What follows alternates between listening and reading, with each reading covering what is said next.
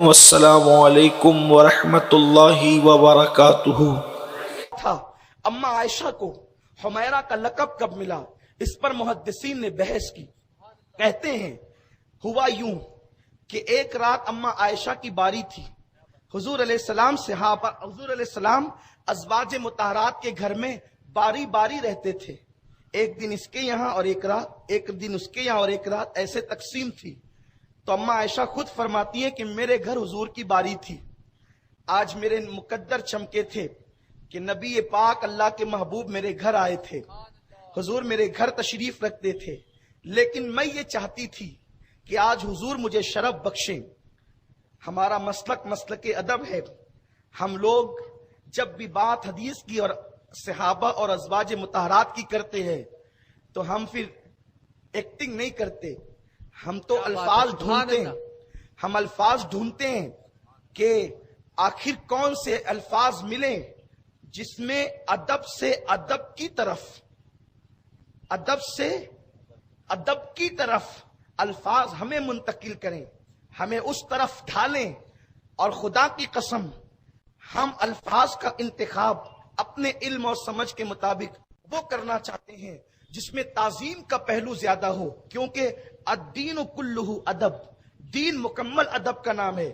اما عائشہ کے بارے میں یہ کہنا کہ وہ تو بیمار نہیں ہوتی تھی اور بیمار ہونے کی ایکٹنگ کرتی تھی، یہ ہمارے یہاں نہیں ہے۔ ارے ایک عام عورت جو ایکٹنگ کرے اسے اچھا نہیں سمجھا جاتا۔ نبی کی بیوی جس کی شان میں سورہ نور نازل ہو وہ ایکٹنگ کیسے کر سکتے؟ ایکٹر تو آپ ہے جی، آپ کو ایکٹنگ کرنی آتی ہے۔ آپ بندر بوڑھا ہوتا ہے کلاٹی کھانا نہیں بھولتا، تو آپ نے توبہ تو کر لی ہے آرکسٹرا سے، گانے سے، لیکن آج بھی وہ گانے کی حرام کمائی تمہاری رگوں پے میں ہے، اس لیے تم اما عائشہ کو گالی دے رہے ہو کہ وہ تو ایکٹنگ کرتی ہو۔ ایکٹنگ نہیں کرتی تھی، خدا کی قسم وہ صدیق کی بیٹی صدیقہ تھی، وہ جو کہہ دے وہ ہو جائے۔ اما عائشہ کی شان یہ ہے، میرا عنوان وہ نہیں ہے، لیکن چونکہ ہمارے اپنے نظریات ہیں، ہم گفتگو کرتے ہیں تو ہم چاہتے ہیں کہ امت کے دل میں صحابہ کا، ازواج کا، حضور کا ادب پیدا ہو۔ زندگی کا مقصد ہی یہی ہے، اور اللہ نے دین اسی لیے بھیجا کہ تم اس کے نبی کی تعظیم اور توقیر کرو، اور جو لوگ اس کے نبی سے جڑ گئے ہیں ان کا بھی احترام کرو۔ اٹھائے قرآن، لِتُؤْمِنُوا بِاللَّهِ وَرَسُولِهِ وَتُعَزِّرُوهُ، ایمان لانے کے بعد پہلا فرض قرآن کہتا ہے نبی کی تعظیم کرو۔ پہلا فرض ایمان کے بعد تعظیم ہے۔ تعظیم ہے تو سب کچھ ہے، تعظیم نہیں ہے تو کچھ نہیں ہے۔ ایک بندہ ماں کو کھلائے پلائے، کپڑے پہنائے، سب کرے، لیکن پھر اس کی بدبختی کا ذکر بھی کرے، اس کی غیبت بھی کرے تو کہیں گے کہ یہ وفادار بیٹا نہیں ہے۔ تو بہرحال اما عائشہ صدیقہ کہتی ہے میں چاہتی تھی کہ حضور مجھے شرف بخشیں، اور ان کا شرف بخشنا کیا تھا؟ اللہ اکبر، وہ نالین رکھ دے عرش پر تو عرش کی معراج ہو جائے، اور وہ اما عائشہ کو شرف بخشیں تو عائشہ کے مرتبے کہاں تک بلند ہوتے ہیں، اس تک ہماری رسائی نہیں ہے۔ کہتی ہیں میں یہی چاہتی تھی، لیکن میں نے دیکھا کہ حضور میرے بستر سے غائب ہیں۔ اللہ کے حبیب غیب دا نبی مجھے اطلاع دیے بغیر میرے بستر سے غائب ہیں۔ میں نے حضور کو اپنے بستر پہ ٹٹولا، حضور میرے بستر پہ مجھے نظر نہیں آئے۔ میں اٹھی اور میں نے سوچا کہ کہیں مجھ سے کوئی خطا تو نہیں ہو گئی، مجھ سے کوئی لغزش تو نہیں ہو گئی، میں نے کوئی غلطی تو نہیں کر دی کہ حضور مجھ سے ناراض ہو کر کسی اور ام المومنین، کسی اور زوجہ محترمہ کے گھر گئے ہوں۔ تو چونکہ آج کل جو حضور علیہ السلام کا مزار ہے اسی گلی میں تمام ازواج کے حجرے تھے، بہت دور جانا نہیں تھا، اپنے حجرے سے نکلی، اس حجرے سے جس میں آج آقا آرام فرما رہے ہیں وہی حجرہ اما عائشہ کا تھا۔ اس سے نکلی، بازو میں گئی، حضور ہے نہیں، اس سے نکلی بازو میں گئی، حضور ہے نہیں، اس سے نکلی بازو میں گئی، حضور ہے نہیں۔ تمام ازواج کے گھر میں آقا کو ڈھونڈ لیا، آقا نہیں ملے۔ کہتی ہیں پھر میں نے قدم بڑھائے اور میں قبرستان کی طرف چلی۔ جب میں قبرستان میں پہنچی، مسلمانوں کا قبرستان جو مدینہ منورہ کا تھا، جس کا نام جنت البقیع ہے، جس کو بقیع الغرقد بھی کہتے ہیں، وہاں میں نے دیکھا کہ کوئی وجود کھڑا ہے اور وہ وجود کھڑے ہو کر آہوزاری کر رہا ہے۔ جب میں آگے بڑھی، हुजूर को मैंने पहचान लिया कि आका रो रहे हैं और अपनी उम्मत के लिए मगफिरत की दुआ कर रहे हैं। कब्रिस्तान में अल्लाह के नबी जाकर वहां हाथ उठाकर मगफिरत की दुआ कर रहे हैं उम्मत के लिए। कौन कह रहा है? ये अम्मा आयशा कह रही है। अगर कब्रों की तरफ हाथ उठाकर अल्लाह से दुआ करना ये शिर्क है तो नबी के लिए आपका ख्याल क्या है? बयान करने वाली अम्मा आयशा है और अल्लाह अकबर नकल करने वाले मुहद्दिसीन है। अम्मा आयशा कहती, जब मैंने देख लिया कि हुजूर अज़वाज के घरों में नहीं बल्कि कब्रिस्तान में उम्मत के लिए दुआ कर रहे हैं, तो मैंने सोचा कि आका अगर मुझे देख लें तो कहीं नाराज ना हो जाएं। मैं पलटी, कहती है मैं पलटी और मैं तेज तेज चलने लगी। और तेज तेज जब चलने लगी तो मैंने सोचा कि हुजूर अलैहिस्सलाम के मेरे हुजरे में पहुंचने से पहले मैं पहुंच जाऊं, क्योंकि हुजूर अलैहिस्सलाम ने अगर मुझे देख लिया कि मैं कब्रिस्तान तक हुजूर के पीछे पीछे आई तो कहीं आका मुझसे नाराज न हो जाएं।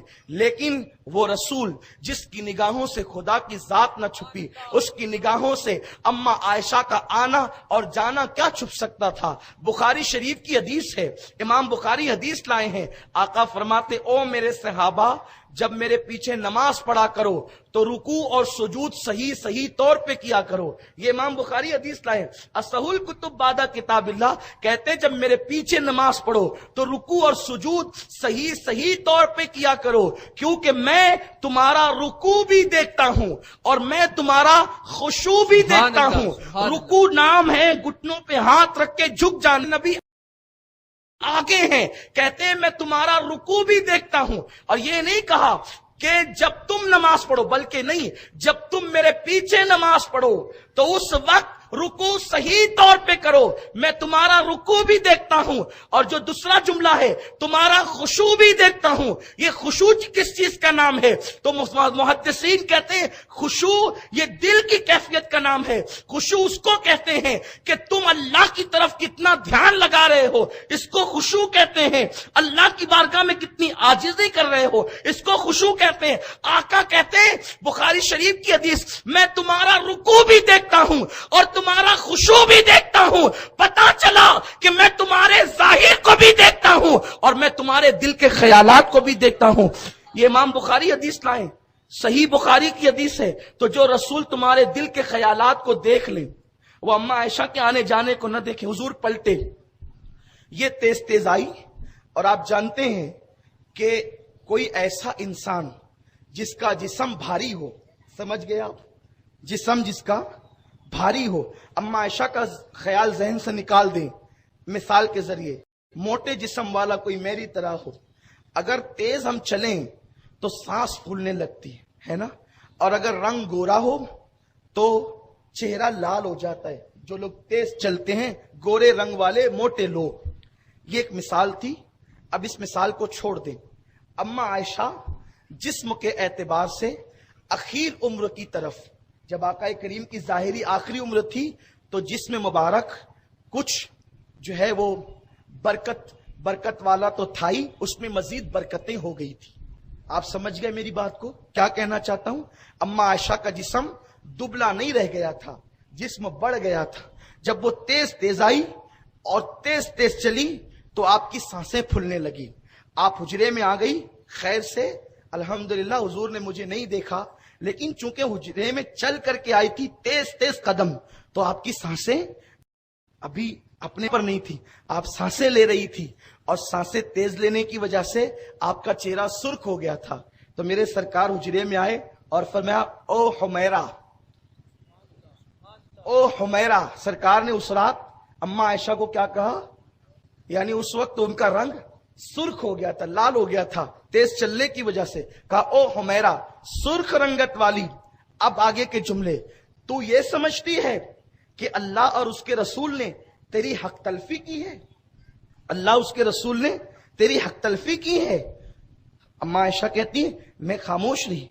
मैंने अर्ज की, आका आप कब्रिस्तान में इस वक्त क्या कर रहे थे? फरमाया, आयशा क्या तुझे मालूम नहीं कि आज शाबान की 15वीं शब है? आज शाबान की 15वीं शब है। अब शाबान की 15वीं शब को आप क्या कहते हैं?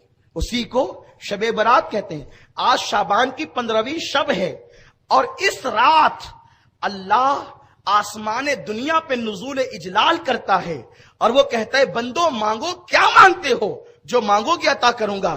اور آج کی رات اللہ بنو کلب کی بکریوں کی بالوں کی تعداد کے برابر اپنے بندوں کو جہنم سے آزاد فرماتا ہے.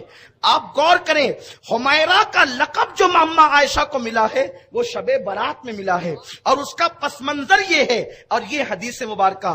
اور اسی رات اما عائشہ کی حدیث میں حضور علیہ السلام کا قبرستان جانا اور امت کے لیے مغفرت کی دعا کرنا یہ ثابت ہوتا ہے. اب آپ مجھے بتائیں، اتنی واضح حدیث ہونے کے باوجود اگر آج کل کے ہمارے کچھ نوجوان چھوکرے یہ کہیں کہ بھئی اس حدیث میں ہے، تو آپ کی یہ کم علمی ہے کہ آپ کو حدیث نہیں معلوم. اب آپ کو حدیث نہیں معلوم تو اس کا یہ مطلب نہیں کہ میرے بھائی آپ انکار کر دیں. انکار نہیں کریں، آپ کو نہیں جانا آپ نہ جائیں، لیکن آپ شکوک پیدا نہ کریں. کل اللہ کی بارگاہ میں آپ نے جواب دینا ہے. اچھا آقا قبرستان گئے، حضور جہاں دعا کریں، آپ توجہ فرما رہے ہیں، توجہ آپ کی، حضور جہاں دعا کریں وہی دعا قبول ہو، کیونکہ سب کی دعائیں رحمت تلاش کرتی ہے اور رحمت میرے نبی کی دعا کو تلاش کرتی ہے. اہل سنت کے امام، ہمارے امام اہل سنت فرماتے ہیں کہ عنایت کا جوڑا، اجابت کا صحرا، دلہن بن کے نکلی دعائے محمد. اجابت نے جھک کر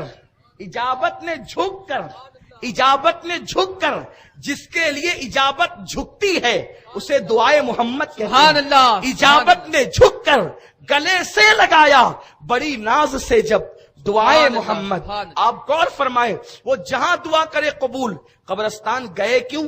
اس لیے کہ اللہ نے فرمایا لقد کان لکم فی رسول اللہ اسوۃ حسنہ، تمہارے نبی کی زندگی تمہارے لیے آئیڈیل ہے. تو حضور جہاں سے دعا کر رہے قبول ہو رہی ہے، لیکن قبرستان جا کر کے بتا دیا کہ جب میری زندگی آئیڈیل ہے تو میرے غلاموں شب برات میں قبرستان جاتے رہنا، اپنے مرحومین کے لیے مغفرت کی دعائیں کرتے رہنا. اور مغفرت کی دعا مرحومین کے لیے ایسی ہے، آقا فرماتے ہیں جیسے ڈوبتے کو تنکے کا سہارا، تو ان کے لیے بھی دے گی. اور شب برات یہ حلوہ پراٹھا کھانے کی رات نہیں، صرف شب برات کھچڑے کی ہوٹلوں پہ ٹائم پاس کرنے کی رات نہیں ہے. شب برات ہوٹلوں پر اور نکڑ پر گھومنے پھرنے قہقہے کرنے اور ہنسی مذاق کی رات نہیں ہے. آپ پوری رات کھانے پینے میں صرف کر دیتے ہیں اور جب فجر کا وقت آتا ہے تو پھر آپ اپنے بستروں میں ہوتے ہیں. جبکہ حدیث پاک میں آیا ہے کہ اللہ پہلے آسمان پر، آسمان دنیا پر نزول اجلال فرماتا ہے اور کہتے آؤ مانگنے والوں جو مانگنا چاہتے ہو میں تمہیں عطا کر دوں گا، اور تم اس وقت تو سو جاتے ہو.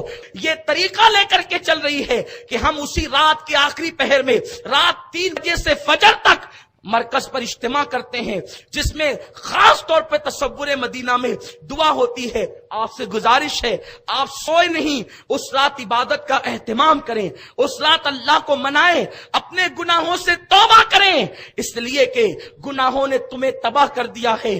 ہم نے اپنی راتوں کو عیاشیوں میں گزارا، ہم نے حرام کھا کر کے اپنے پیٹ کو انگاروں میں جو ہے وہ اپنے پیٹ میں انگارے بھر دیے جہنم کے. ہم نے سود کو عام کیا، ہم نے معاذ اللہ زنا کے اڈوں کو عام کیا. اب آؤ رمضان شریف کی آمد سے پہلے اللہ تبارک و تعالی تمہیں رات عطا کر رہا ہے شب برات. اللہ کی بارگاہ میں سچی توبہ کر لو، کیونکہ میرے آقا فرماتے ہیں گناہ سے توبہ کرنے والا ایسا ہے جیسے اس نے گناہ کیا ہی نہیں. بس جاتے جاتے آخری بات عرض کروں، اللہ سے معافی مانگ لو، رب کی بارگاہ میں توبہ کر لو. کسی بزرگ کا قول ہے اللہ اکبر، جب وہ بستی میں گھومتے تھے مجذوب بزرگ کہتے تھے لوگوں اللہ سے صلح کرو، لوگوں اللہ سے صلح کرو، لوگوں اللہ سے صلح کرو. جب قبرستان میں جاتے تو کہتے اللہ ان قبر والوں سے صلح کر، اللہ ان قبر والوں سے صلح کر، اللہ ان قبر والوں سے صلح کر. کسی نے کہا بابا بستی میں کہتے ہیں کہ لوگوں اللہ سے، اور قبرستان میں کہتے ہو کہ اللہ قبر والوں سے صلح کر، کیا بات ہے؟ فرماتے ہیں جب تک مومنین زندہ تھے، جب تک انسان زندہ تھے، اللہ کہتا تھا بندے آ توبہ کر میں تجھے معاف کر دوں، بندے آ مغفرت چاہ میں تجھے بخش دوں.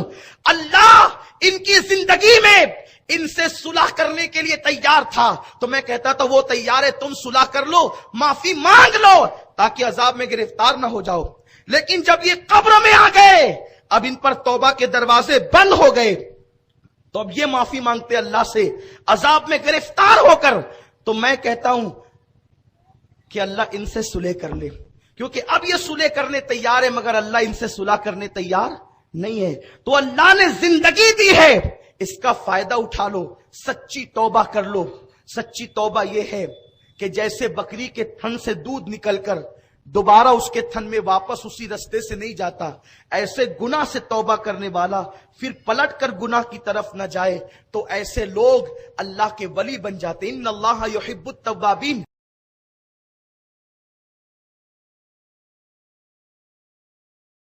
سے کیسے بن گئے؟ ایک شخص ہے جس کا نام ڈاکوؤں کی فہرست میں ہے، جس کا نام فضیل ابن عیاض ہے. فضیل ڈاکو وقت کا بڑا ڈاکو ہے. ایک مرتبہ جنگل میں ڈکیتی کے لیے نکلے. کوئی قرآن پڑھنے والا قاری قرآن پڑھ رہا ہے. کیا اب بھی ایمان والوں کے لیے، اللہ کے بندوں کے لیے وہ وقت نہیں آیا کہ وہ ان کے دل اللہ کی عبادت کے لیے، اللہ کے خوف سے جھک جائیں؟ کیا وہ وقت نہیں آیا لوگوں پر؟ بس قرآن نے دل پہ اثر کیا، اور تنہائی میں فضیل نے چہرے پہ ہاتھ رکھ کے کہا، اللہ تیرے فضیل کے لیے وہ وقت آ چکا ہے کہ تیرے خوف سے اب اس کا دل تیری بارگاہ میں، تیری یاد میں جھک جائے. اور پھر کہا، اللہ آج کے بعد اب ڈکیتی نہیں کروں گا. توبہ کر لی. توبہ کر کے رات کے آخری پہر میں جنگل سے نکل کر شہر کی طرف آ رہے تھے، تو جنگل کے کنارے پر دیکھا ایک قافلہ ہے. رات میں فضیل چھپے ہوئے تھے، توبہ کر لی تھی اور چھپے ہیں جنگل کے کنارے کی طرف، کیونکہ اب بستی میں جانا ہے، اب جنگل میں نہیں رہنا ہے. تو جنگل کے کنارے پر ایک قافلہ تھا، وفد تھا. تو کوئی کہتا تھا، لوگوں جلدی چلو، سفر طے کرنا ہے. تو لوگوں نے کہا، نہیں، فضیل بہت بڑا ڈاکو ہے اور وہ اسی جنگل میں رہتا ہے، وہ لوٹ بھی لیتا ہے اور جان بھی لیتا ہے، ایک چیز نہ چھوڑے گا، لوٹ لے گا. لوگ خوف سے تھرا رہے تھے اور کہتے تھے، نہ جاؤ، رات یہیں گزارو، صبح سفر کریں گے. فضیل کا خوف ہے، ہم رات کو جنگل میں سفر نہیں کر سکتے. تب فضیل کی آنکھ میں آنسو آ گئے، رونے لگے، یا اللہ میں اتنا برا کہ لوگ میری ڈکیتی سے ڈرتے ہیں. تب فضیل نے کہا، لوگوں اب جاؤ، بے خوف و خطر سفر کرو. اب فضیل لوٹنے والا نہ رہا، اب تو فضیل خود لٹ چکا ہے. اب جاؤ، فضیل لٹ چکا ہے، وہ تمہیں نہیں لوٹے گا. بے خوف و خطر سفر کرو. اور اتنا روئے، مولا مجھے معاف کر دے، مولا مجھے معاف کر دے. وہی فضیل ابن عیاض جب توبہ کرتے ہیں اور توبہ کر کے پھر مکۃ المکرمہ کا سفر کرتے ہیں، وہاں مجاوری اور جاروب کشی کرنے لگتے ہیں. پھر توبہ کے بعد اسی فضیل کی شان یہ ہو جاتی ہے کہ فضیل لاکھوں حدیثوں کے حافظ ہو جاتے ہیں، اللہ کے ولی ہو جاتے ہیں. پہلے تو کیا تھے اور توبہ کر کے کیا بن گئے؟ مسلمانوں تم بھی توبہ کرو، اللہ نے موقع دیا ہے. اور ان احباب کو کہتا ہوں، ان محبت کرنے والوں کو کہتا ہوں، اگر آپ سونا چاہتے ہیں تو سو جائیں، کسی کو منع نہ کریں. اس قوم کو اللہ کی بارگاہ میں جھکنے کا وقت نہیں ہے. انہیں جھک رہے ہیں شب برات میں، کم از کم ایک رات میں جھک رہے ہیں، ان کو جھکنے دو. یہ رو رہے ہیں، انہیں رونے دو. یہ گڑگڑا رہے ہیں، انہیں گڑگڑانے دو. ذرا انصاف سے کام لینا صاحبو، کہ تم لوگ اب کہتے ہو کہ نفل پڑھنا بھی بدعت ہے. بتاؤ یہ نفل کب سے بدعت ہو گئی؟ اللہ کی عبادت بھی کوئی بدعت ہوتی ہے؟ قرآن تو یہ کہتا ہے، وَمَا خَلَقْتُ الْجِنَّ وَالْإِنسَ إِلَّا لِيَعْبُدُونَ. انسان اور جنوں کو صرف اس لیے پیدا کیا کہ وہ عبادت کرے. اب عبادت بدعت کب سے ہو گئی؟ سوچو تو صحیح. ایسا نہ کرو، اس قوم کو اپنے اللہ سے رشتہ جوڑ لینے دو. یہ کہاں آتے ہیں؟ کم از کم شب برات کے بہانے، معراج کے بہانے، قدر کے بہانے مسجدوں میں آتے ہیں تو آنے دو. انہیں شکوک میں مبتلا نہ کرو. ارے مولا علی کا فرمان تو آپ کو بتاؤں، حیرت ہوگی. دراصل علم کا فقدان ہے، جہالت ہے، کتابیں نہیں پڑھتے، اس لیے غلط باتیں عوام میں عام کرتے ہیں. فجر کا وقت ہے،